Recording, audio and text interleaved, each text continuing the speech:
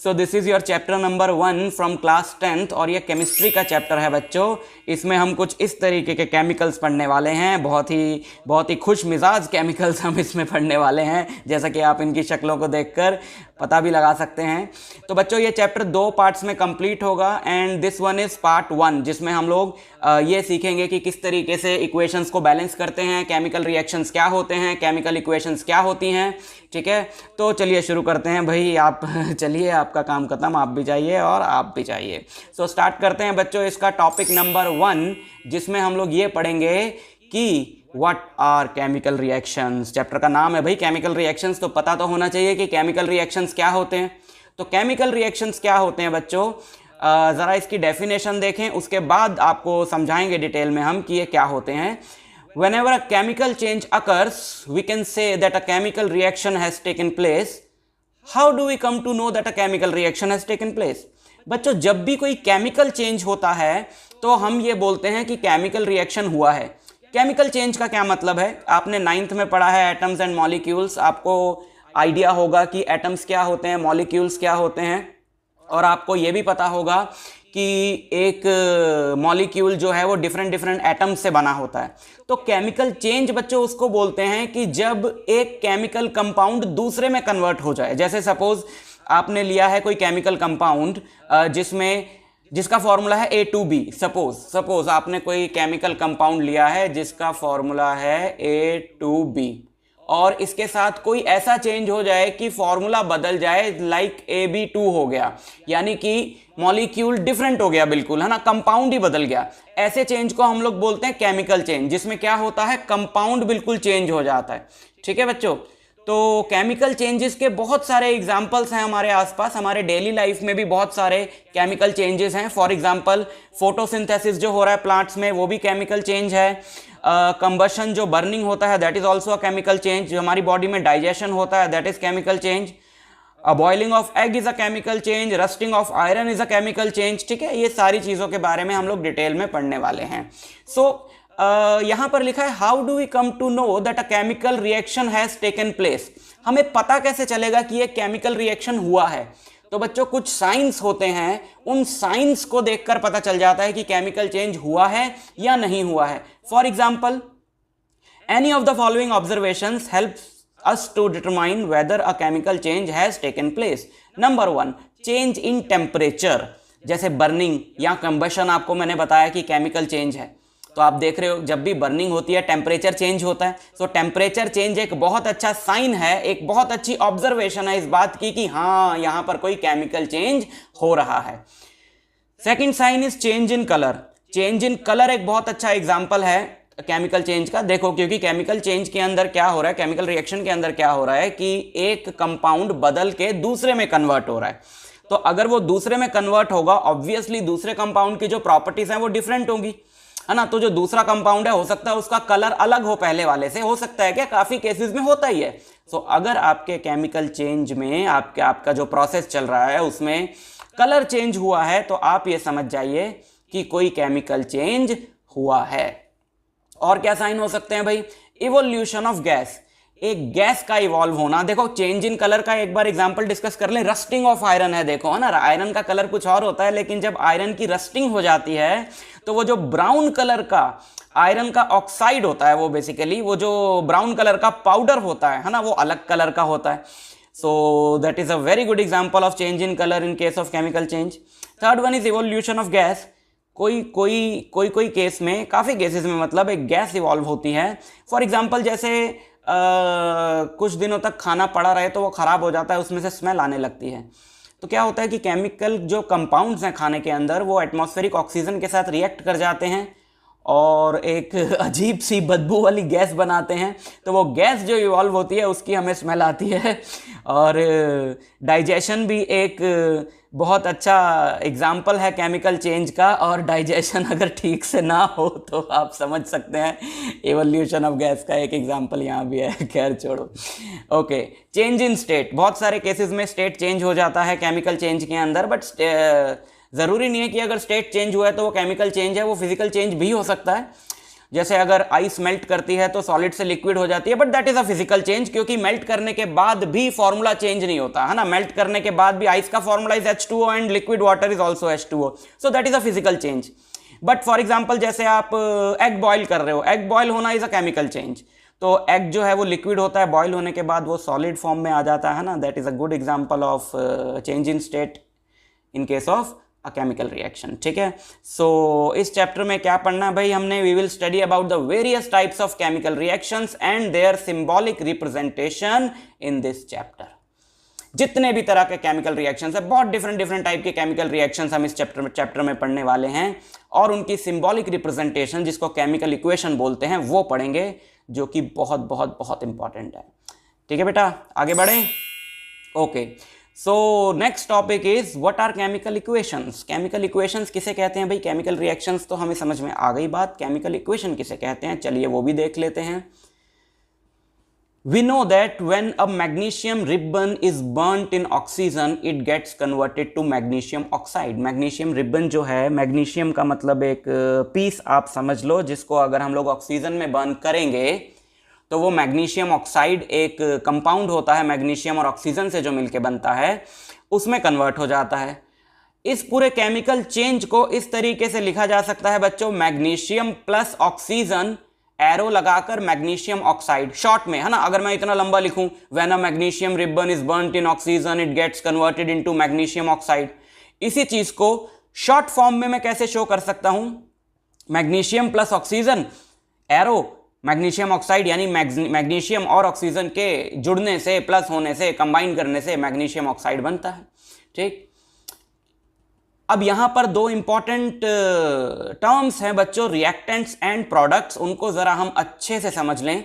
The substances that undergo chemical change in the reaction are called reactants. बच्चों जिनमें chemical change हुआ है, जो शुरू में हमने लिए थे, किनमें केमिकल चेंज हुआ है, जरा इस वाली अगर हम लोग इक्वेशन की बात करें तो मैग्नीशियम और ऑक्सीजन जो हैं ये क्या है हमारे, ये रिएक्टेंट्स है, क्योंकि इनमें केमिकल चेंज हुआ है, right.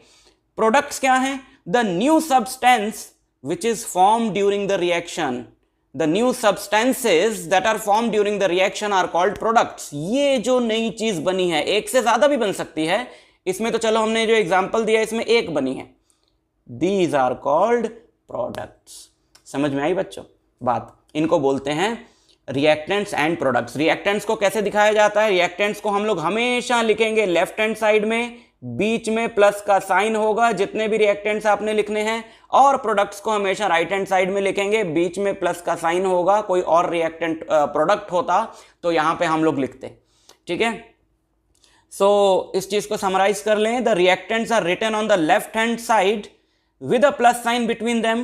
Similarly, products are written on the right hand side with a plus sign between them. The arrowhead points towards the products and shows the direction of reaction. ये arrow जो है वो हमेशा reactant से products की तरफ point किया जाएगा। ये reaction की direction दिखाता है, ये बताता है कि पहले ये थे और उसके बाद ये बना। समझ में आई बच्चों बात? ठीक है, सो ये होता है केमिकल इक्वेशन। इक्वेशन का मतलब होता है इक्वेट कर दिया हमने, है ना। तो बीच में एरो जो है वो जिसकी भी दो साइड्स होती है, मैथ्स में आप पढ़ रहे हो लेफ्ट हैंड साइड और right hand side, that is equation. So this is a chemical equation. आगे बढ़ते हैं। How to balance a chemical equation, this is very important बेटा। केमिकल इक्वेशंस को बैलेंस कैसे किया जाता है और केमिकल इक्वेशंस को बैलेंस करने का मतलब क्या होता है? केमिकल इक्वेशन को बैलेंस करने का क्या मतलब होता है, जरा देखें। Chemical equations can be made more concise and useful if we use chemical formula instead of words.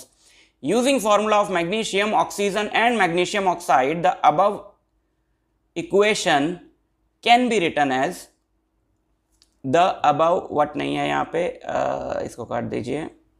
The above equation can be written as, ये जो हमने पीछे इक्वेशन पढ़ी उसको हमने वर्ड्स में लिखा है ना बेटा, लेकिन उसको और यूजफुल और इंफॉर्मेटिव बनाया जा सकता है अगर उस इक्वेशन को हम मैग्नीशियम, ऑक्सीजन, मैग्नीशियम ऑक्साइड या जो भी केमिकल्स उसमें इन्वॉल्व हैं उसके सिंबल्स को यूज करके लिखें। तो जैसे Mg मैग्नीशियम के लिए Mg प्लस ऑक्सीजन के लिए O2 ऑक्सीजन गैस का जो फॉर्मूला होता है जिसके साथ मैग्नीशियम या कोई भी चीज रिएक्ट करती है, दैट इज O2, और एरो लगा के मैग्नीशियम ऑक्साइड पूरा लिखने की बजाय उसका भी chemical formula. So this type of equation is called a skeletal equation. Skeletal equation का क्या मतलब होता है बेटा? This is an unbalanced equation. Unbalanced equation क्यों है ये? ओके, यहां पर हम लोग सीख रहे हैं केमिकल इक्वेशंस की बैलेंसिंग, और ये वाली जो इक्वेशन है हमारी वो अनबैलेंस्ड है। इस बात का मतलब क्या है? इस बात का मतलब क्या है कि जितने भी एटम्स इन्वॉल्व हैं केमिकल रिएक्शन के अंदर, केमिकल इक्वेशन के अंदर, वो बराबर नंबर में ना हो अगर दोनों तरफ, तो हम उसको बोलते हैं unbalanced chemical equation. For example यहां पे देखो, अगर हम देखें लेफ्ट हैंड साइड में तो मैग्नीशियम 1 है, राइट हैंड साइड में भी मैग्नीशियम 1 है, लेकिन लेफ्ट हैंड साइड में ऑक्सीजन है 2, ये O2 लिखा है ना, और यहां पर ऑक्सीजन कितना है? 1। सो this is an unbalanced equation. This is called a skeletal equation. एक अनबैलेंस्ड इक्वेशन, डायरेक्ट हमने सिर्फ जो उनके नाम हैं उनको हमने लिख दिया केमिकल फॉर्मूले में, है ना। सो इसको बोलते हैं स्केलेटल इक्वेशन। बैलेंस नहीं किया अभी हमने इनको। बैलेंस करना बहुत जरूरी है बेटा, because law of conservation of mass के अकॉर्डिंग, जो तुमने 9th में पढ़ा है, दोनों तरफ मास बराबर होना चाहिए, रिएक्शन से पहले भी राइएक्शन के बाद भी। और अगर नंबर ऑफ एटम्स बराबर होंगे तभी तो मास बराबर होगा, है ना। यहाँ पे कहने का मतलब ये है कि लेफ्ट हैंड साइड पे 2 ऑक्सीजन एटम्स हैं तो राइट हैंड साइड पे 1 ही है, तो यहाँ पे मास ज्यादा हो गया ना, एक ऑक्सीजन एटम का मास जो है वो एक्स्ट्रा हो गया। तो हमें क्या करना पड़ेगा? हमें केमिकल इक्वेशन को बैलेंस करना पड़ेगा। So how to balance a chemical equation? बेटा केमिकल इक्वेशन को बैलेंस करने के बहुत सारे स्टेप्स हैं, मतलब बहुत इजी स्टेप्स हैं, बहुत सारे तो नहीं हैं, कुछ ही स्टेप्स हैं लेकिन बहुत इजी हैं, उनको जरा हम समझ लें। As the number of atoms of each element remains the same before and after a chemical reaction, hence we need to balance a skeletal chemical equation, है ना, यही बताया मैंने आपको। So ये बड़ा भाग रहा भाई। Let us try to balance the following chemical equation। एक यहां पर हम केमिकल इक्वेशन ले लेते हैं, Fe is iron plus H2O gives Fe3O4 plus H2। अगर मैं इस रिएक्शन की बात करूं बच्चों, तो आयरन के ऊपर अगर H2O स्टीम फॉर्म में हॉट स्टीम लाकर इंजेक्ट इस पे बम्बार्ड करी जाती है या रिएक्ट करा जाता है आयरन को हॉट स्टीम से, तो एक नया कंपाउंड बनता है which is called Fe3O4, iron की जो ऑक्साइड है, और साथ में बनती है हाइड्रोजन गैस H2। बट यहां पे आप देख रहे हो कि ये जो केमिकल इक्वेशन है this is also not balanced, because यहां पर आप देखोगे कि Fe अकेला है, यहां पर Fe 3 है ना, और क्या बैलेंस नहीं है? ऑक्सीजन यहां 1 है जबकि इधर ऑक्सीजन 4 है। हाइड्रोजन की बात करें तो हाइड्रोजन फिलहाल बैलेंस्ड है, H2 दोनों तरफ 2 एटम्स हैं हाइड्रोजन के, बट एक एलिमेंट के बैलेंस होने से क्या होगा भाई, है ना, हमको तो दोनों को बैलेंस करना है, सबको बैलेंस करना है, दोनों को ही क्यों बैलेंस करेंगे, जितने भी एटम्स हैं। तो क्या करें फिर हम इसकी बैलेंसिंग के लिए? स्टेप्स फॉलो करें। ये स्टेप्स जो मैं आपको सिखा रहा हूं ये आप फॉलो करिए, और मैं आपको बता दूं कि इस पूरे लेक्चर के आपको पीडीएफ में नोट्स मिलेंगे, नीचे डिस्क्रिप्शन में लिंक है, वहां पर जाकर आप उन नोट्स को डाउनलोड कर सकते हैं इसी फॉर्म में, मतलब लेक्चर की स्लाइड्स की फॉर्म में भी और नॉर्मल फॉर्म में भी। जिस तरीके से नोट्स होते हैं वो दोनों तरीके से आप डाउनलोड कर सकते हैं, उनको यूज़ करिए, उनसे पढ़ाई करिए। बहुत ही मेहनत से ये नोट्स बनाए हैं बच्चों हमने, आपके लिए बहुत यूजफुल हैं। चलो स्टार्ट करते हैं बैलेंस करना। It is often convenient to start balancing with the compound that contains the maximum number of atoms. सबसे पहले बच्चों उस कंपाउंड की बैलेंसिंग से स्टार्ट करिए जिसमें सबसे ज्यादा एटम्स हों, और उसमें से भी उस एलिमेंट से स्टार्ट करिए जिस एलिमेंट के उस कंपाउंड में सबसे ज्यादा एटम्स हो। ये देखो सबसे ज्यादा एटम्स यहां पे क्लियरली पता लग रहा है किसके हैं, इसमें किसके हैं? ऑक्सीजन के, है ना। तो आप यहां से शुरू करिए। अब यहां पर आप देखो कि राइट हैंड साइड में ऑक्सीजन के कितने एटम्स हैं? 4, और लेफ्ट हैंड साइड में ऑक्सीजन के कितने एटम्स हैं? 1। तो यहां पर आप ऑक्सीजन को बैलेंस कर दीजिए, कहां पे? 4 लिख के। अब आप कंपाउंड का फॉर्मूला तो नहीं बदल सकते, है ना। जैसे कोई भी कंपाउंड है आपका, सपोज AB की फॉर्म में, तो यहां पे NM ये जो लिखा रहता है, ये होते हैं कि कंपाउंड में उस एटम के कितने एटम्स हैं, मतलब उस एलिमेंट के कितने एटम्स हैं। ये कंपाउंड का फॉर्मूला है, इसे नहीं बदल सकते। यानी कि इस जगह पर आप कोई भी नंबर अपनी मर्जी से नहीं लिख सकते, ये कंपाउंड का फॉर्मूला है, इसको नहीं बदल सकते, ठीक है। एक मिनट इसको हटा दें जरा, क्लियर कर दें। हाँ, तो समझ में आ गई आपको बात। ओके, सो सबसे ज्यादा एटम्स का क्राइटेरिया यूज करके, using this criteria we select Fe3O4 and the element oxygen in it. There are 4 atoms of oxygen on RHS and only 1 on the LHS। So to balance the oxygen atoms we multiply H2O by 4 on LHS। LHS में H2O को यानी कि इसको आगे 4 से multiply करा दें तो ये इक्वेशन देखो क्या बन जाएगी। ये यहां पे आप फोकस करिए कि मैंने इसको 4 से मल्टीप्लाई करा दिया है just to balance oxygen atoms. बाकी बैलेंस हुए ये नहीं हुए, उनकी बैलेंसिंग खराब हो गई है, अभी हम ये नहीं सोच रहे। हम ये सोच रहे हैं कि जो सबसे ज्यादा एटम्स वाला एलिमेंट है उसको बैलेंस करना है। और क्योंकि ऑक्सीजन के इधर 4 एटम्स हैं तो उधर हमने आगे 4 मल्टीप्लाई करा दिया।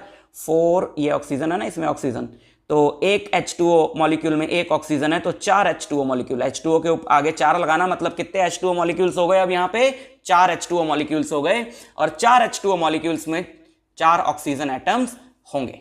ठीक है, आगे बढ़ें। ओके चलो जी निकलो। अच्छा, इसको पकड़ के जरा ले आओ यहाँ पे, क्योंकि अभी इसी इक्वेशन के बारे में आगे बात होनी है। आजा फिर आजा। To equalise the number of atoms it must be remember, ये बीच बीच में वर्ड क्यों आ गया भैया extra. To equalise the number of atoms it must be remembered that we cannot alter the formula of compounds or elements involved in the reaction। yes, यही तो मैं समझा रहा था आपको। For example, to balance oxygen atoms we can put coefficient 4 as 4H2O and not H2O2 या H2O4, वहां पर कोई चेंज नहीं किया जा सकता। Now, okay, चलो ये बैलेंस हो गया है ना। तो अब अगला स्टेप यहां पे आगे लिखा है, तो पहले मैं आपको वो स्टेप समझा दूं। जब आपने H2O को बैलेंस किया, सिर्फ ऑक्सीजन को बैलेंस किया, मतलब H2O के आगे 4 लगा के, तो आप देख रहे हैं कि हाइड्रोजन की बैलेंसिंग खराब हो गई। यहां पर RHS में अगर हम लोग देखें तो हाइड्रोजन के 2 एटम्स हैं और यहां पे कितने हो गए 4 × 2। आप इन दोनों नंबर्स को मल्टीप्लाई करिए। क्यों? क्योंकि भाई एक H2O में 2 हाइड्रोजन एटम्स है तो 4 H2O में कितने हुए 4 × 2 8। अब क्या होगा कि अगर आपने बड़े वाले सबसे ज्यादा एटम्स वाले एलिमेंट को बैलेंस किया, उससे आप देखो कि किसकी बैलेंसिंग खराब हो गई। अब दूसरे नंबर पे आपने उसको बैलेंस करना है। सो कैसे बैलेंस होगा ये H2 कैसे बैलेंस होगा? इसके आगे भी 4 लगा दें, अगर हम इसके आगे भी 4 लगा दें तो ये बैलेंस हो जाएगा, है ना। तो now since the number of hydrogen atoms on RHS are 2, therefore we have to multiply H2 by 2 to balance hydrogen atoms। और अब आप देखें and finally we will balance Fe atoms by multiplying Fe by 3 on LHS। अब यहां पे देखें इसको 4 से मल्टीप्लाई करा के सब बैलेंस हो गया। 3 ही तो एटम्स थे ना इसमें, सब ऐसे बोल रहा हूं जैसे पता नहीं भीड़ लगी हुई थी। 3 ही एटम्स थे ना, हाइड्रोजन भी बैलेंस हो गया और ऑक्सीजन बैलेंस हो गया, बचा आयरन। तो आयरन के RHS में कितने एटम्स हैं 3, तो यहां पे आगे आप इसके 3 लगा देंगे तो ये पूरी इक्वेशन बैलेंस हो जाएगी, जो बैलेंस होने के बाद ऐसी दिखेगी। 3Fe + 4H2O gives Fe3O4 + 4H2। तो ये इक्वेशन हमारी बैलेंस हो गई और इस इक्वेशन को आप याद रखिएगा, इस तरीके को आप याद रखिएगा। इस तरीके से आप बाकी भी बैलेंस कर सकते हैं इक्वेशंस। ठीक है, आपकी प्रैक्टिस के लिए वर्कशीट भी लगा दी है ताकि आप और इक्वेशंस को बैलेंस करने की प्रैक्टिस कर सकें। आगे बढ़ते हैं बच्चों। How to make a chemical equation more informative. अब हम कुछ ऐसे तरीके पढ़ेंगे जिससे केमिकल इक्वेशन को और ज्यादा इंफॉर्मेटिव बनाया जा सकता है। मतलब उसको देखकर अभी तक हमको क्या इंफॉर्मेशन मिल रही है कि किस एलिमेंट के, किस कंपाउंड के कितने मॉलिक्यूल्स लेकर केमिकल रिएक्शन करवाना है और प्रोडक्ट में कितने मॉलिक्यूल्स हमको मिलेंगे, ये पूरी इंफॉर्मेशन हमको मिल रही है। बट हम अपनी केमिकल इक्वेशन को और ज्यादा इंफॉर्मेटिव बना सकते हैं। कैसे? Number 1, writing the physical states of reactants and products. बहुत इंपॉर्टेंट है। आपके जो केमिकल रिएक्शन है उसमें जो भी कंपाउंड्स इन्वॉल्व हैं उनके साथ ब्रैकेट में हम उनके फिजिकल स्टेट्स लिख सकते हैं by using the letters G for gas, L for liquid, A, Q for aqueous and S for solid. ठीक है, एक्वस मैं बताता हूं आपको, सॉलिड लिक्विड गैस तो आपको पता ही होगा। So to make a chemical equation more informative, the physical states of the reactants and products are mentioned along with their chemical formula. The gaseous, liquid, aqueous and solid states of reactants and products are represented by G, L, AQ and S respectively.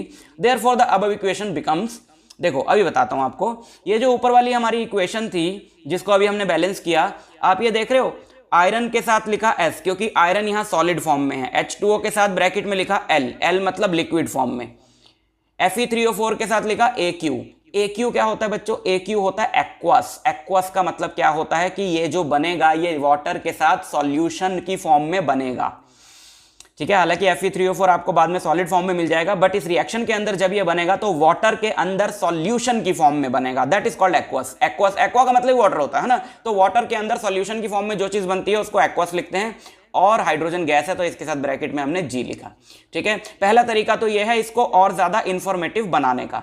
दूसरा तरीका है writing the conditions under which the reaction took place. कुछ conditions होंगी temperature और pressure की, ये reaction इतने temperature पे हुआ है, ये इतने प्रेशर पे हुआ है, हम एरो के ऊपर उन रिएक्शंस उन कंडीशंस को लिख सकते हैं तो और ज्यादा इंफॉर्मेटिव बन जाएगा हमारा chemical equation. Sometimes the reaction conditions such as temperature, pressure, catalyst मतलब एक ऐसा कंपाउंड जो केमिकल रिएक्शन में यूज होता है ताकि केमिकल रिएक्शन का रेट जो है वो फास्ट हो जाए, इंक्रीज हो जाए, खुद यूज नहीं होता, वो सिर्फ उसकी प्रेजेंस से केमिकल रिएक्शन जो बहुत अदरवाइज स्लो होता है उसकी प्रेजेंस में बहुत ज्यादा फास्ट हो जाता है, दैट इज कॉल्ड कैटलिस्ट, ठीक है। Catalyst etcetera for the reaction और इंडिकेटेड अबव एंड और below the arrow in the equation. Arrow के ऊपर या नीचे हम उन कंडीशंस को लिख सकते हैं। फॉर एग्जांपल एक यहां पर एक केमिकल रिएक्शन दिया है फोटोसिंथेसिस का, जिसमें कार्बन डाइऑक्साइड मिल के वाटर के साथ, प्लांट की बात हो रही है, प्लांट कार्बन डाइऑक्साइड और वाटर को मिला के सनलाइट और क्लोरोफिल की प्रेजेंस में, है ना, बिना सनलाइट और क्लोरोफिल के तो ये रिएक्शन होगा नहीं, तो ये कंडीशंस हैं जो रिक्वायर्ड हैं इस रिएक्शन के लिए, तो इन कंडीशंस को हमने कहां लिखा है? एरो के ऊपर लिखा है, ठीक है। सनलाइट और क्लोरोफिल की प्रेजेंस में ये रिएक्शन होता है, साथ में बनता है C6H12O6 एक्वस फॉर्म में, वाटर के सॉल्यूशन की फॉर्म में। This is what? This is glucose, याद रखिए बहुत इंपॉर्टेंट है, ग्लूकोज का फॉर्मूला है ये, और साथ में बनता है ऑक्सीजन और साथ में बनता है वाटर, ठीक है। एक और एग्जांपल देता हूं आपको,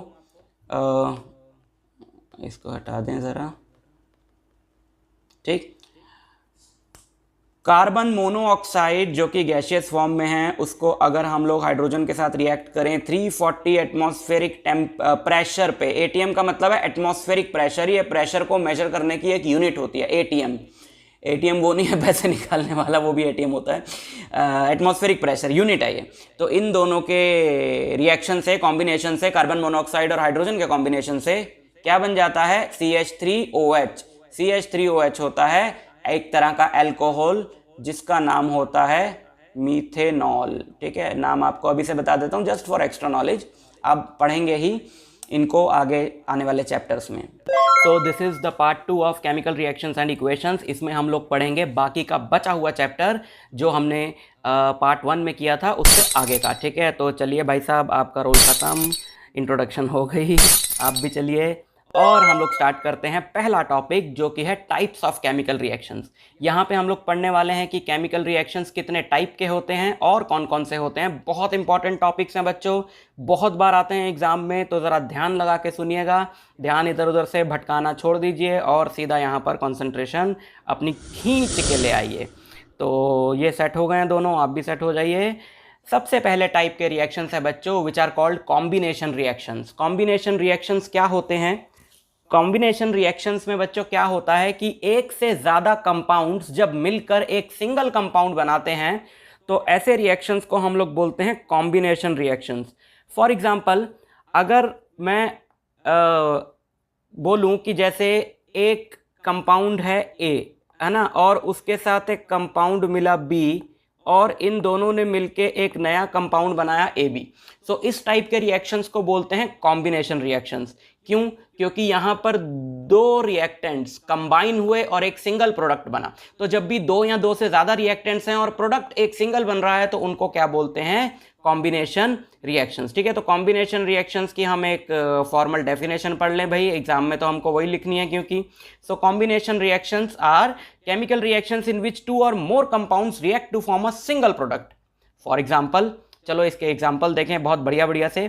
कंबस्शन ऑफ कार्बन, जब भी आप कार्बन को जलाते हैं बेटा तो कार्बन जो है वो एटमॉस्फेरिक ऑक्सीजन के साथ रिएक्ट करके कार्बन डाइऑक्साइड बनाता है।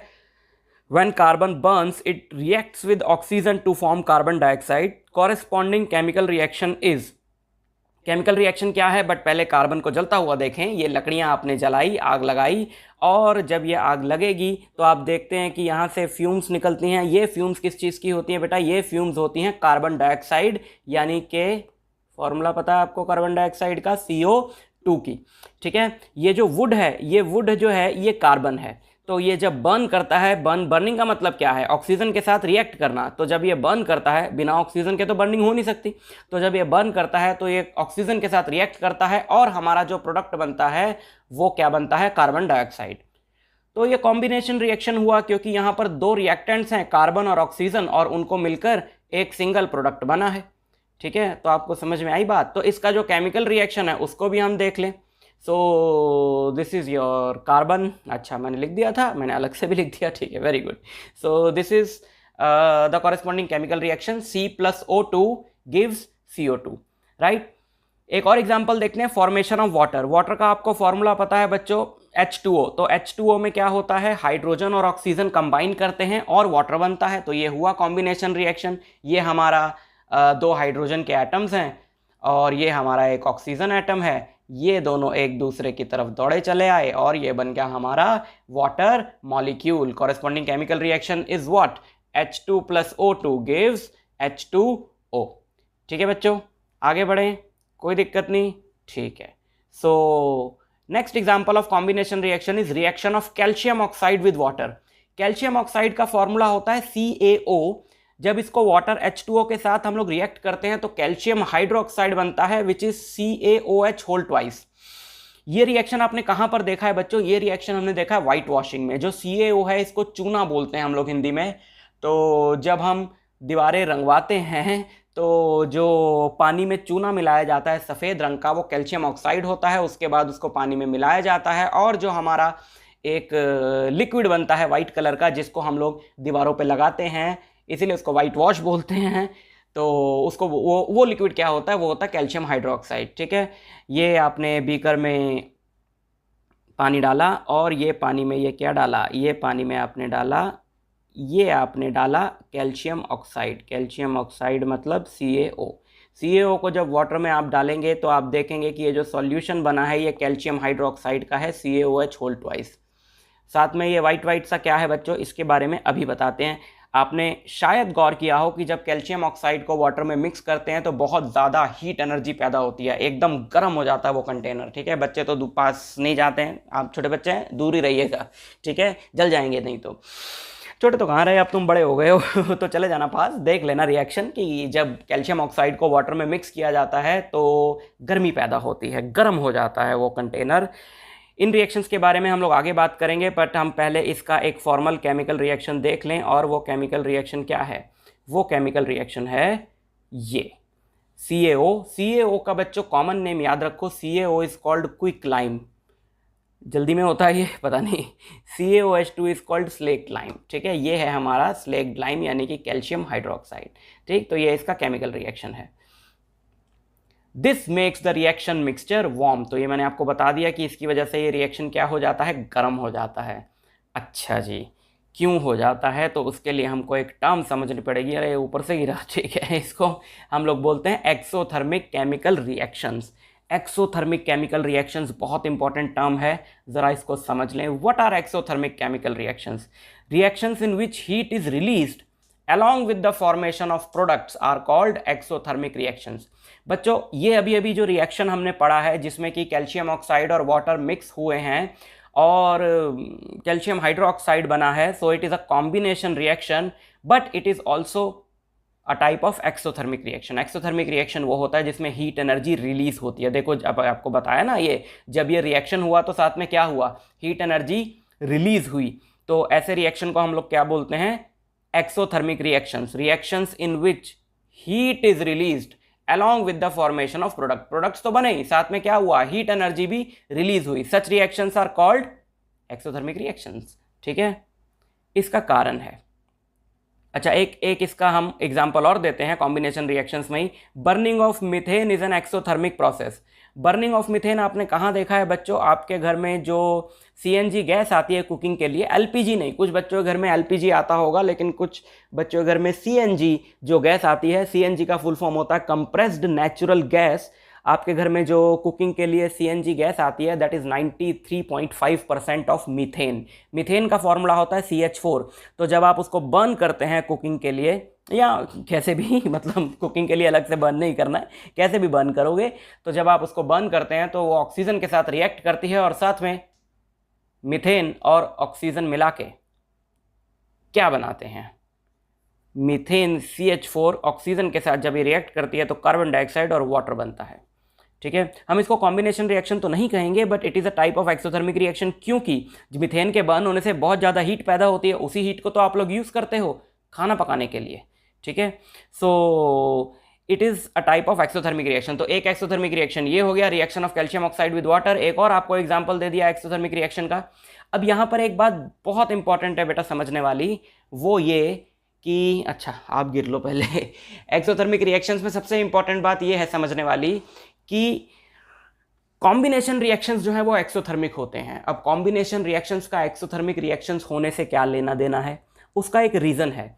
कॉम्बिनेशन रिएक्शंस एक्सोथर्मिक रिएक्शंस इसलिए होते हैं क्योंकि जब भी दो चीज़ें मिलके एक सिंगल चीज़ बनेगी तो बेटा केमिकल बॉन्ड्स बनते हैं, है ना। अब ए और बी को मिला के ए बी बनाए तो ए और बी के बीच में एक केमिकल बॉन्ड बना होगा, कोई बॉन्ड बना होगा तभी तो जुड़ेंगे। अरे जब बॉन्ड ही नहीं बनेगा तो आपस में जुड़ेंगे क्यों? वो ए और बी अलग अलग ही रहेंगे। इसका मतलब है कॉम्बिनेशन रिएक्शंस में न्यू बॉन्ड्स बनते हैं, और जब भी न्यू बॉन्ड्स बनेंगे हीट एनर्जी रिलीज होगी। केमिस्ट्री का रूल है, लिख लो, याद कर लो, सामने दीवार पे लिख लो कि जब भी केमिकल बॉन्ड फॉर्म होता है एनर्जी रिलीज होती है। जनरल रूल क्या है साइंस में कि जब भी स्टेबिलिटी बढ़ती है एनर्जी रिलीज होती है। तो जब कोई नई चीज़ बनती है, एक बॉन्ड बना, एक मजबूती बनी है, स्टेबिलिटी बढ़ी है, तो एनर्जी उस चीज़ की घटेगी। अगर उस चीज़ की एनर्जी घटेगी तो एक्स्ट्रा एनर्जी वो बाहर फेंकेगा, तभी तो घटेगी। तो जितने भी कॉम्बिनेशन रिएक्शंस हैं वो सारे एक्सोथर्मिक होंगे ही। उनके जब वो होंगे मतलब तो हीट रिलीज होगी ही होगी। सो यहाँ पर देखो ये एक्सप्लेनेशन यहाँ पर दी हुई है कि in combination reactions new substances. नहीं, ये ग्रीन पेन से लिखने का कोई खास वजह नहीं है, रेड से लिख के बोर हो गया हूँ, आपको लग रहा है कुछ एक्स्ट्रा चीज़ आ गई। In combination reaction new substances and hence chemical bonds are formed, since energy is always released when a chemical bond is formed, therefore combination reactions are exothermic reactions। ठीक है, आगे बढ़े। Okay, examples of exothermic reactions, एक पीछे भी example दिया और example ले लो। रेस्पिरेशन। रेस्पिरेशन क्या होता है बच्चों? जब हम लोग खाना खाते हैं तो हम खाना खाते हैं, फूड लेते हैं अंदर, मतलब पेट में खाना जाता है। हम खाना क्यों खाते हैं? तो आप कहेंगे एनर्जी के लिए खाते हैं। तो समझ लो कि वो एनर्जी आती कहाँ से है। जब हम खाना खाते हैं उस खाने में क्या होता है, जैसे हमने खाना खाया, राइस खाया, पोटैटो खाया, ब्रेड खाई, या आपने पिज़्ज़ा खाया, बर्गर खाया, जो भी खाया, उसमें कार्बोहाइड्रेट्स होते हैं। ठीक है, ये कार्बोहाइड्रेट्स बॉडी में जाके सिंपल मॉलिक्यूल्स में ब्रेक हो जाते हैं जिसको ग्लूकोज बोलते हैं। वो ग्लूकोज जो हम सांस लेते हैं, उस सांस के साथ जो ऑक्सीजन अंदर जाती है, उस ऑक्सीजन के साथ रिएक्ट करता है और एनर्जी देता है। देखो, दो चीज़ें ज़रूरी है जिंदा रहने के लिए, खाना खाना और सांस लेना। तो दोनों का आपको फंक्शन पता होना चाहिए। खाना खाने से तो आपने फ्यूल अंदर लिया बॉडी में, लेकिन अब उस फ्यूल को बर्न कौन करेगा? उस फ्यूल को बर्न करेगी ऑक्सीजन जाके अंदर, और वो ऑक्सीजन आप लोगे नाक के सहारे। तो वो जो ग्लूकोज है आपकी बॉडी में, जो फूड से आपको मिला है, वो ऑक्सीजन के साथ रिएक्ट करेगा।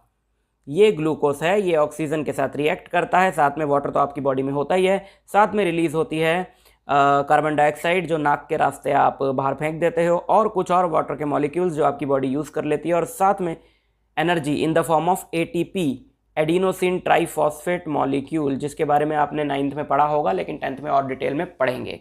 ठीक है, तो ये एनर्जी है जो बॉडी को चाहिए। इस बॉडी को एनर्जी इस्तेमाल कर लेती है जितनी उसको उस टाइम पे ज़रूरत होती है, और ग्लाइकोजन की फॉर्म में स्टोर करके रख लेती है बाद के यूसेज के लिए। ठीक बच्चों, दूसरा और तीसरा मिला दी मैंने। दूसरा ये है, वैसे तो तीसरा ही है वैसे एक्सोथर्मिक रिएक्शंस का एग्जांपल, बट यहाँ पे 2 लिखा है तो ओके, इसकी मर्जी। Decomposition of vegetable matter. Vegetable matter जो है जिससे कंपोस्ट बनती है, वो भी एक एक्सोथर्मिक रिएक्शन का एग्जाम्पल है। Decomposition of vegetable matter into compost is also an example of exothermic reaction. ज़्यादा डिटेल में इसके बारे में बात नहीं करेंगे, NCERT में इतना ही है, तो आगे बढ़ते हैं। ओह, मुझे लगा मैंने पानी पे हाथ रख दिया। अच्छा आ जाओ आ जाओ, आप आए नहीं काफ़ी देर से। Decomposition reaction, second type of reactions are decomposition reactions, जो कि कॉम्बिनेशन रिएक्शंस के उल्टे हैं। कैसे? कॉम्बिनेशन रिएक्शंस में ए और बी मिला था और ए बी बना था, यहां पर हो जाएगी कहानी उल्टी। यहां पर ए बी आपके पास ऑलरेडी होगा और ये टूटेगा और ए और बी मिलेंगे। ठीक है, ये होते हैं डिकम्पोजिशन रिएक्शन। तो जरा डेफिनेशन पढ़ लें। Reactions in which a single substance splits to form two or more products are called decomposition reactions, है ना। For example decomposition of ferrous sulphate. Ferrous sulphate क्या होता है बच्चों? फेरस सल्फेट होता है FeSO4। फेरस सल्फेट होता है FeSO4। FeSO4 को जब आप हीट करते हैं तो दो गैसेज आपको निकलती हुई दिखाई देंगी, दिखाई तो नहीं देंगी मतलब अलग अलग कि कौन कौन सी गैसेज हैं ये, बट मैं आपको बता दूं कि जब आप फेरस सल्फेट FeSO4 को हीट करते हैं तो SO2 और SO3 गैसेज रिलीज होती हैं और साथ में एक कंपाउंड बनता है which is called ferric oxide.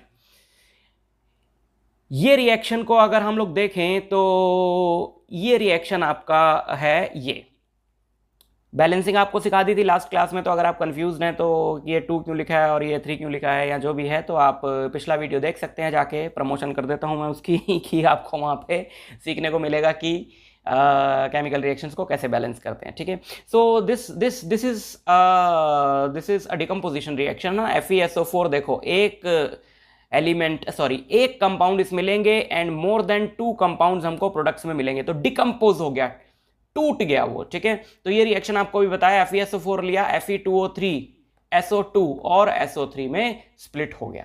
FeSO4 is ferrous sulphate, Fe2O3 is ferric oxide. Ferrous word तब यूज करते हैं जब किसी भी कंपाउंड के अंदर Fe2 पॉजिटिव आयन होता है तो फेरस वर्ड यूज करते हैं, तो इसके अंदर Fe2 पॉजिटिव है। फेरिक तब यूज करते हैं जब किसी भी कंपाउंड के अंदर Fe3 पॉजिटिव आयन होता है तो इसके अंदर Fe3 पॉजिटिव, है ना। कंपाउंड के फॉर्मूले कैसे बनते हैं इसके बारे में थोड़ा बहुत आपने 9th में पढ़ा होगा, 10th में भी मैं थोड़ा डिटेल में इसके बारे में पढ़ा दूंगा एक अलग से वीडियो बना के। वाटर ऑफ क्रिस्टलाइजेशन, इसमें एक इंपॉर्टेंट टर्म है which is called water of crystallisation. बच्चों कुछ कंपाउंड्स ऐसे होते हैं जिनके क्रिस्टल में कुछ number of water molecules trapped होते हैं, तो उनका फॉर्मूला हम इस हिसाब से लिखते हैं कि जैसे मान लो एक क्रिस्टल है फेरस सल्फेट का, उस एक क्रिस्टल में, मतलब अगर आपने एक सैंपल लिया फेरस सल्फेट का जिसमें 1000 मॉलिक्यूल्स है मान लो फेरस सल्फेट के, तो उसमें 7000 वाटर मॉलिक्यूल्स भी ट्रैप्ड आपको मिलेंगे। तो इस तरीके से जब वाटर ट्रैप्ड होता है, वाटर मॉलिक्यूल्स प्रेजेंट होते हैं किसी भी कंपाउंड के अंदर, तो हम लोग उसको बोलते हैं वाटर ऑफ क्रिस्टलाइजेशन, जिसके बारे में डिटेल सेकंड चैप्टर में आएगा एसिड बेसिस एंड सॉल्ट्स में।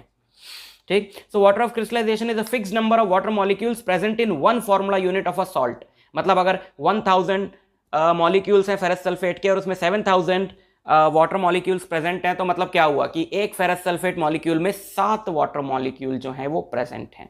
ठीक, सो ऐसे केस में क्या होता है कि जब हम उस कंपाउंड को हीट करते हैं तो वाटर सिंपली इवेपोरेट हो जाता है और बिना वाटर ऑफ क्रिस्टलाइजेशन के उस कंपाउंड का हमको फॉर्मूला मिल जाता है। फॉर एग्जांपल ये है हमारे पास फेरस सल्फेट 7H2O, ये इसका फॉर्मूला है। जब हम इसको हीट करते हैं तो वाटर अलग हो जाता है इवेपोरेट होकर और फेरस सल्फेट मिलता है। फेरस सल्फेट को फर्दर हीट करते हैं तो ये होता है, आपको बता दिया है।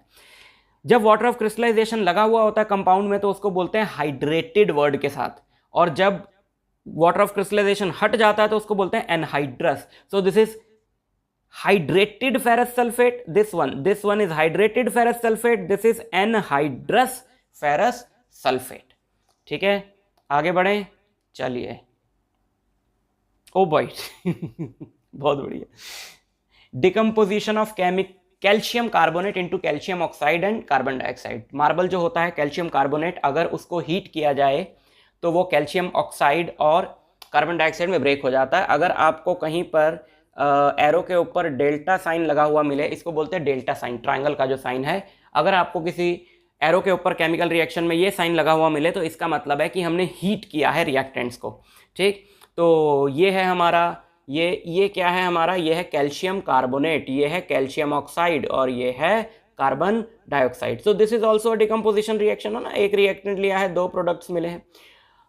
This decomposition is carried out by heating. Heating से जो डिकम्पोजिशन होगा उसको बोलेंगे थर्मल डिकम्पोजिशन। क्या डिकम्पोजिशन और तरीकों से भी होता है? हाँ बिल्कुल होता है, जिनके बारे में हम अभी पढ़ेंगे। So calcium oxide formed in this reaction has many uses. Calcium oxide को सीमेंट बनाने में यूज किया जाता है। ये रहा कैल्शियम ऑक्साइड, इसको सीमेंट बनाने में यूज किया जाता है। आप याद रखना, 1 नंबर का क्वेश्चन आ सकता है। Next is decomposition of lead nitrate. Lead nitrate का फॉर्मूला ये होता है PbNO3 होल ट्वाइस। जब इसको हीट करते हैं तो लेड ऑक्साइड, नाइट्रोजन डाइऑक्साइड और ऑक्सीजन में ये स्प्लिट हो जाता है। ठीक, ये भी एक बहुत अच्छा एग्जाम्पल है डिकम्पोजिशन रिएक्शन का, इसे भी आप याद रखिए। Decomposition of silver chloride and silver bromide. Silver chloride और सिल्वर ब्रोमाइड का डिकम्पोजिशन क्या है बच्चों? उनको सिर्फ अगर आप सनलाइट की प्रेजेंस में रख दो, ये सनलाइट की प्रेजेंस में हमने सिल्वर क्लोराइड रख दिया, ये सिल्वर ब्रोमाइड रख दिया, और जब उस पर सनलाइट पड़ती है तो क्लोरीन गैस जो है Cl2, क्लोरीन गैस जो है वो निकलने लगती है और पीछे सिल्वर बच जाता है। सिल्वर बच जाता है पीछे। White silver chloride turns grey इन सनलाइट। सिल्वर क्लोराइड देखो बच्चों व्हाइट कलर का होता है जो ग्रे हो जाता है सनलाइट में। क्यों? This is due to the decomposition of silver chloride into silver and chlorine by light. ये रहा रिएक्शन। AgCl को सनलाइट में रखेंगे, Ag और Cl2 बनेगा। ठीक है बच्चों, जैसे ऊपर बताया था कि हीट की वजह से जो डिकम्पोजिशन हुआ है उसे हमने बोला है थर्मल डिकम्पोजिशन। ये किसकी वजह से हुआ है? लाइट की वजह से। तो आप लिख लीजिए कहीं पर, इसको बोलते हैं फोटो डिकम्पोजिशन। एक और आपको एग्जांपल बताता हूं, अगर वाटर में इलेक्ट्रिसिटी पास करते हैं तो वो हाइड्रोजन और ऑक्सीजन में ब्रेक हो जाता है, इसको बोलते हैं इलेक्ट्रोलिटिक डिकम्पोजिशन। ये इलेक्ट्रिसिटी पास करने की वजह से हुआ है। ठीक, आगे बढ़ें। टिक जा भाई, टिक जा। एक और रिएक्शन है सिल्वर ब्रोमाइड के साथ, सेम रिएक्शन। अगर सिल्वर ब्रोमाइड को भी सनलाइट की प्रेजेंस में रखेंगे तो वो भी सिल्वर और bromine gas, Br2 is bromine gas, उसमें स्प्लिट हो जाएगा। ठीक है, इस रिएक्शन को ब्लैक एंड व्हाइट फोटोग्राफी में यूज करते हैं। कैसे यूज करते हैं वो डिटेल हायर क्लासेस में है, यहां पर हमको बिल्कुल उस डिटेल में नहीं जाना। यहां पर सिर्फ आप ये याद रखें कि 1 नंबर का अगर क्वेश्चन आ जाता है कि ब्लैक एंड व्हाइट फोटोग्राफी में किस रिएक्शन को यूज करते हैं, तो इस रिएक्शन को यूज करते हैं। ओके, अच्छा, जैसे हमने पीछे टर्म पढ़ी थी एक्सोथर्मिक केमिकल रिएक्शंस, यहां पर एक टर्म आ गई है endothermic chemical reaction. Endothermic chemical reaction क्या होते हैं? एंडोथर्मिक केमिकल रिएक्शंस वो होते हैं जिनमें हीट एनर्जी सप्लाई करनी पड़ती है। Reactions in which energy is absorbed are known as endothermic reactions. And obviously जितने भी ये डिकम्पोजिशन रिएक्शंस हैं, कोई भी चीज पड़ी पड़ी अपने आप तो टूट नहीं जाएगी भाई। अगर उसने अपने आप टूटना ही था तो वो बनती ही क्यों पहले, है ना? तो तोड़ना पड़ेगा, और तोड़ा कैसे जाएगा? एनर्जी देके। यानी कि जितने भी डिकम्पोजिशन रिएक्शंस हैं उनमें एनर्जी देनी पड़ेगी, यानी कि वो सारे क्या हुए? Endothermic reactions. जिन रिएक्शंस को एनर्जी सप्लाई करनी पड़ती है उनको बोलते हैं एंडोथर्मिक रिएक्शंस। तो combination reactions are exothermic reactions क्योंकि वहां हीट एनर्जी रिलीज होती है, and decomposition reactions are endothermic reactions क्योंकि यहां हीट एनर्जी सप्लाई करनी पड़ती है। Since decomposition reactions require energy either in the form of heat, light or electricity for breaking down the reactants, therefore decomposition reactions are endothermic reactions। ठीक है, आगे बढ़े, फिर आ गए, अब क्या लाए हैं? displacement reactions। displacement reactions are very important। A chemical reaction in which a reactive metal displaces a less reactive metal from its salt solution।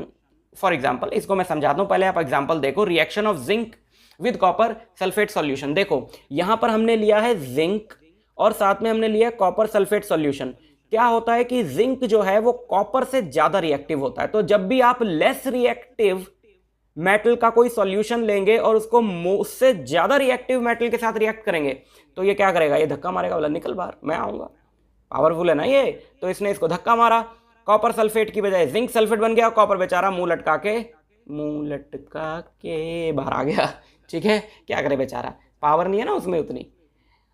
इसको बोलते हैं डिस्प्लेसमेंट रिएक्शन क्योंकि यहाँ डिस्प्लेसमेंट हुई है। और एग्जांपल देते हैं reaction between iron and copper sulphate. Iron भी कॉपर से ज्यादा रिएक्टिव है, कॉपर करे क्या बेचारा, सारे धक्का मार के उसको बाहर निकाल देते हैं, तो कॉपर की तरफ, कॉपर की जगह आयरन आ गया, कॉपर फिर बेचारा मुंह लटका के बाहर हो गया।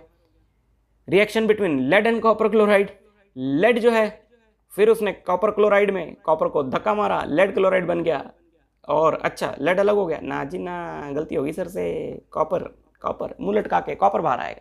ठीक, तो हमें पता कैसे चलेगा कि कौन सा लेस रिएक्टिव है, कौन सा मोर रिएक्टिव है? उसके लिए आपको लर्न करनी पड़ेगी एक रिएक्टिविटी सीरीज, और वो रिएक्टिविटी सीरीज मैं यहां पर लिख देता हूं। रिएक्टिविटी सीरीज है, पहले तो जरा थोड़ी सी जगह बनाएं रिएक्टिविटी सीरीज लिखने के लिए। ये सबसे ज्यादा रिएक्टिव मेटल है बच्चों पोटेशियम, फिर sodium, calcium, magnesium, aluminium, zinc, iron, lead, hydrogen, copper, mercury, silver, gold. ये रिएक्टिविटी सीरीज है। सबसे ऊपर वाला जो मेटल है वो ज़्यादा रिएक्टिव है और जो उसके नीचे वाले हैं वो उससे कम रिएक्टिव हैं। सबसे नीचे गोल्ड आ रहा है, सबसे कम रिएक्टिव वो है। तो जब भी अब आप यहाँ पे देखें ना कि कॉपर रहा ये, है ना, और जो हमने रिएक्शन पढ़े हैं लेड, आयरन, जिंक, तीनों कॉपर से ऊपर है। तो कॉपर बेचारा किसको डिस्प्लेस करे, इसका तो दिल टूट गया। तो अगर मरकरी, सिल्वर या गोल्ड में से किसी का सॉल्यूशन होगा और कॉपर उसके साथ रिएक्ट कराया जाएगा तो कॉपर उसको डिस्प्लेस कर देगा, कोई टेंशन की बात नहीं है। लेकिन पोटेशियम सबको डिस्प्लेस कर देगा, पोटेशियम सबसे पावरफुल है। ठीक, आगे बढ़ें। ओके, डबल डिस्प्लेसमेंट रिएक्शंस, दो डिस्प्लेसमेंट। डबल डिस्प्लेसमेंट रिएक्शन क्या होता है? Such reactions in which there is an exchange of ions between reactants are called double displacement reactions। क्या मतलब है इस बात का? देखो, पिछले केस में क्या था, एक पूरा हमारे पास एक सॉल्ट सॉल्यूशन था और दूसरा सिर्फ मेटल था। यहां पर दोनों ही सॉल्ट सॉल्यूशंस हैं, है ना। अब यहां पे आयन एक्सचेंज होगा। देखो, सोडियम का सल्फेट है, बेरियम का क्लोराइड है। ठीक, सोडियम सल्फेट है, बेरियम क्लोराइड है। जब ये रिएक्ट करेंगे तो सोडियम इसमें आ जाएगा, बेरियम इसमें आ जाएगा, आयन एक्सचेंज हो गया। सोडियम सल्फेट की बजाय सोडियम क्लोराइड हो गया और बेरियम क्लोराइड की बजाय बेरियम सल्फेट हो गया। ठीक है, इसको बोलते हैं, ये आयन का एक्सचेंज हो गया ना, इसको बोलते हैं डबल डिस्प्लेसमेंट। क्यों? दो डिस्प्लेसमेंट हुआ, इसने इसको किया, इसने इसको किया। ठीक है, so this is called double displacement reaction. So यहां पर एक एरो लगाया है, इसके बारे में अभी समझाते हैं। तो डबल डिस्प्लेसमेंट रिएक्शन हम लोग क्या करेंगे, टेस्ट ट्यूब में हमने यहां पर ये लिया हमने सोडियम सल्फेट और यहां से डालना शुरू किया बेरियम क्लोराइड। ठीक है, ये रिएक्शन जब हमारा कंप्लीट होगा तो आपको दिखाई देगा कि नीचे यहां पर एक वाइट प्रेसिपिटेट बचेगा, थिक वाइट इनसॉल्युबल सब्सटेंस बचेगा, और वो इनसॉल्युबल सब्सटेंस होता है आपका बेरियम सल्फेट। उसको बोलते हैं प्रेसिपिटेट। और प्रेसिपिटेट जो नीचे थिक इनसॉल्युबल सब्सटेंस मिलता है उसको शो करने के लिए डाउनवर्ड एरो यहां पर दिखाया जाता है। ठीक, in this reaction you will observe that a white substance which is insoluble in water is formed। this insoluble substance is called precipitate। और इस तरह के रिएक्शंस को बोलते हैं precipitation reactions, जिसमें क्या होता है, white insoluble substance जो है वो मिलता है। ठीक है बच्चों, समझ में आ गई बात? ओके, आगे बढ़ें। बिल्कुल बढ़ो सर। अब क्या लाए हैं जी, redox reactions, very important. Redox reactions में क्या है? रिडॉक्स रिएक्शन में सबसे पहला है ऑक्सीडेशन। बताते हैं अभी रिडॉक्स क्या है, पहले ऑक्सीडेशन समझ लो। किसी भी चीज में अगर ऑक्सीजन ऐड की जाए तो हम लोग बोलते हैं ऑक्सीडेशन रिएक्शन हुआ है, या फिर किसी चीज से अगर हाइड्रोजन रिमूव की जाए तो भी हम लोग कहते हैं ऑक्सीडेशन रिएक्शन हुआ है। फॉर एग्जाम्पल, जैसे कि यहां पर एक आपको रिएक्शन करके दिखाते हैं। यहां पे हमने लिया है कॉपर और हमने उसको बर्न करना शुरू किया। बर्निंग का मतलब क्या है कि ये कॉपर क्या करेगा, ऑक्सीजन के साथ रिएक्ट करेगा और ये केमिकल रिएक्शन होगा। ये कॉपर ऑक्सीजन के साथ रिएक्ट करा, कॉपर ऑक्साइड बना। तो आप देखो क्या हुआ, ऑक्सीजन ऐड हुआ, कॉपर में ऑक्सीजन ऐड हुआ, तो ऐसे रिएक्शन को बोलते हैं ऑक्सीडेशन, जिसमें क्या हुआ, ऑक्सीजन ऐड हुआ। जिस सब्सटेंस ने ऑक्सीजन गेन किया है हम बोलते हैं कि वो ऑक्सीडाइज हुआ है। फॉर एग्जाम्पल, यहां पे ऑक्सीडाइज कौन हुआ है, copper. For example, Cu in the above reaction is getting oxidized। ठीक है, ऑक्सीडाइजिंग एजेंट। ऑक्सीडाइजिंग एजेंट वो होता है जिसकी वजह से ऑक्सीडेशन हुई है। देखो यहां पर ऑक्सीडाइजिंग एजेंट है O2, उसी ने तो आके इसको ऑक्सीडाइज किया। भाई अगर O2 होता ही ना तो कॉपर ऑक्सीडाइज कैसे होता है, इसमें ऑक्सीजन कैसे रिएक्ट करती। So this O2 is oxidising agent. Substance that helps in oxidation, मतलब which supplies oxygen, is called oxidising agent. Note, घूम के पूरा घूम के एक नोट आया, oxidising agent itself gets reduced. But इस बात का मतलब अभी आगे आपको समझ में आएगा, अभी के लिए इसको छोड़ दें, बात करते हैं, आगे बढ़ते हैं। पर्दा उठ चुका है। रिडक्शन। ठीक है, ऑक्सीडेशन के बाद आता है रिडक्शन। रिडक्शन का मतलब क्या है, किसी भी सब्सटेंस में हाइड्रोजन का ऐड होना या उस सब्सटेंस में से ऑक्सीजन का रिमूव हो जाना, उसको बोलते हैं रिडक्शन। ठीक है, for example, if hydrogen gas is passed over this heated material, ये जो पीछे मटेरियल बना है CuO, कॉपर ऑक्साइड, अगर इसमें हाइड्रोजन गैस पास की जाए तो एक केमिकल रिएक्शन होता है। हाइड्रोजन गैस इसमें से पास की गई तो बनता है Cu + H2O, तो ऑक्सीजन रिमूव हुआ। ऑक्सीजन के रिमूवल को बोलते हैं रिडक्शन। अब ये क्या हो गया, रिड्यूस हो गया, इसमें रिडक्शन हो गई। Now CuO is getting reduced because oxygen is removed from it. So removal of oxygen और addition of hydrogen is called reduction. समझ में आई? Substance which loses oxygen is said to be getting reduced. For example, in the above reaction, CuO is getting reduced. Reducing agent वो जिसकी वजह से reduction हुई हो। यहां पे रिडक्शन किसकी वजह से हुई है? यहां पे रिडक्शन हुई है H2 की वजह से, तो H2 यहां पर क्या हो गया? Reducing agent. नोट, अब बात समझ में आएगी। Reducing agent itself gets oxidised. देखो ये है रिड्यूसिंग एजेंट, है ना, जरा ध्यान से बात समझना। ये है रिड्यूसिंग एजेंट, शुरू से आपको समझाते हैं। ये है रिड्यूसिंग एजेंट, है ना, ये खुद ऑक्सीडाइज हो गया। देखो जो दूसरे में से ऑक्सीजन खींचेगा तो खुद में ही चिपकाएगा ना लाके, तो जिसमें ऑक्सीजन चिपकती है वो क्या होता है? वो ऑक्सीडाइज होता है। तो जो रिड्यूस करेगा वो खुद ऑक्सीडाइज हो जाएगा। तो reducing agent itself gets oxidised. और आप पीछे वाले का सोचो, ऑक्सीडाइजिंग एजेंट खुद रिड्यूस हो जाएगा, क्योंकि जो दूसरे को ऑक्सीडाइज करेगा उसमें से खुद ऑक्सीजन रिमूव होगी, तभी तो वो दूसरे को ऑक्सीडाइज करेगा। तो अगर उसमें से ऑक्सीजन रिमूव हुई है तो वो रिड्यूस हुआ है। अब यहां पे हमने टर्म जो बोली थी शुरू में, वो बोली थी रिडॉक्स रिएक्शंस। तो रिडॉक्स वर्ड बना है RED मतलब रिडक्शन, एंड OX मतलब ऑक्सीडेशन। तो जिसमें रिडक्शन ऑक्सीडेशन दोनों होते हैं उसको रिडॉक्स रिएक्शन बोलते हैं। और अब आपने देखा पीछे कि दोनों ही तो हो रहे हैं, एक ही रिएक्शन में दोनों चीजें हुई हैं, रिडक्शन भी हुआ है और ऑक्सीडेशन भी हुआ है। और एग्जांपल दें आपको रिडॉक्स रिएक्शंस के, यहां पर देखो ZNO जिंक ऑक्साइड कार्बन के साथ रिएक्ट करा तो जिंक और कार्बन डाइऑक्साइड बना। अच्छा, इसमें कौन रिड्यूस हुआ? इसमें ये रिड्यूस हुआ, ठीक है, क्योंकि इसमें से ऑक्सीजन निकल गई। इसमें कौन ऑक्सीडाइज हुआ? ये ऑक्सीडाइज हुआ, क्योंकि इसमें ऑक्सीजन जो है वो ऐड हो गई। तो रिड्यूसिंग एजेंट कौन हुआ? रिडक्शन किसकी वजह से हुई? इसकी वजह से। और ये कार्बन किसकी वजह से ऑक्सीडाइज हुआ? इसकी वजह से। तो फिर से बताऊं, ZNO इसमें रिड्यूस हुआ है, C ऑक्सीडाइज हुआ है। जो ऑक्सीडाइज हुआ होता है C वो रिड्यूसिंग एजेंट होता है। जो ऑक्सीडाइज हुआ होता है वो रिड्यूसिंग एजेंट होता है, और जो रिड्यूस हुआ होता है वो ऑक्सीडाइजिंग एजेंट होता है, क्योंकि वो दूसरे को ऑक्सीडाइज करता है। ठीक, समझ में आई बात? ठीक है, एक और एग्जाम्पल आपको देता हूं ताकि आपके फंडे बिल्कुल क्लियर हो जाएं। एक और एग्जाम्पल देखो, यहां पर MnO manganese oxide HCl hydrochloric acid के साथ रिएक्ट करता है, मैंगनीज क्लोराइड वाटर और क्लोरीन बनता है। तो किसमें से ऑक्सीजन रिमूव हुई? ये मैंगनीज ऑक्साइड में से। तो ये क्या हुआ? रिड्यूस हुआ। और किसमें ऑक्सीजन ऐड हुई? इसमें। तो ये क्या हुआ? देखो ये क्या हुआ? ऑक्सीडाइज हुआ। तो ये ऑक्सीडाइज किसकी वजह से हुआ? इसकी वजह से। तो ये इसके लिए ऑक्सीडाइजिंग एजेंट हुआ। और ये रिड्यूस किसकी वजह से हुआ? इसकी वजह से। तो ये इसके लिए रिड्यूसिंग एजेंट हुआ। क्लियर? तो ये होते हैं रिडॉक्स रिएक्शंस। ठीक, क्या लाए हैं भाई साहब? कोरोजन। कोरोजन क्या होता है बेटा? कोरोजन होता है जब भी कोई मेटल मॉइस्चर, एसिड वगैरह के साथ रिएक्ट कर जाता है। कोई भी मेटल पड़े पड़े एटमॉस्फेरिक मॉइस्चर के साथ, ऑक्सीजन के साथ या किसी एसिड के साथ रिएक्ट कर जाता है तो वो खराब हो जाता है, कोरोड हो जाता है। क्योंकि जब वो ऑक्सीजन के साथ या वाटर के साथ रिएक्ट करता है तो वो मेटल नहीं रहता, उसकी ऑक्साइड बन जाती है। जैसे आयरन अगर रिएक्ट करता है, आप देखते हैं ना, जंग लग जाता है, रस्टिंग हो जाती है। आयरन की कोरोजन को ही रस्टिंग बोलते। तो वो रस्ट जो होता है वो आयरन की ऑक्साइड होती है। तो क्या होता है कि कोई भी मेटल एटमॉस्फेरिक ऑक्सीजन के साथ रिएक्ट करता करता अपनी ऑक्साइड बनाता रहता है, तो वो खुद खराब होता रहता है। जब मेटल बचेगा नहीं ना, ऑक्साइड बन जाएगी उसकी, तो मेटल कहां बचा फिर?